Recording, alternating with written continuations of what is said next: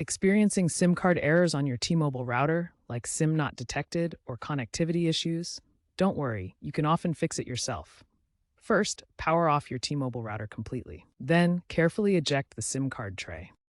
Inspect the SIM card for any visible damage or dirt.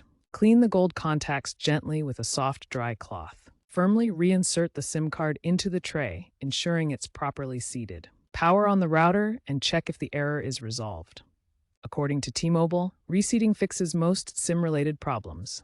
If the issue persists, move on to the next steps. If reseating the SIM didn't resolve the error, verify your SIM card's ICCID and APN settings. Start by accessing your router's admin panel.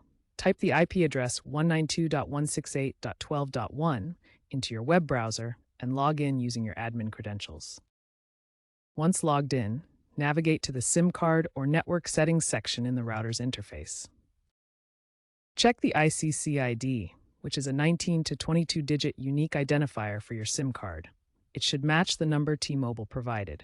An ICCID mismatch indicates you need a SIM card replacement. Next, confirm your APN settings. The correct T-Mobile APN is fast.tmobile.com with no username or password. Incorrect APN settings are responsible for 40% of SIM issues. If the ID is correct and APN is properly set but the error continues, contact T-Mobile support for further assistance or a SIM replacement. This may indicate a faulty SIM card or router hardware.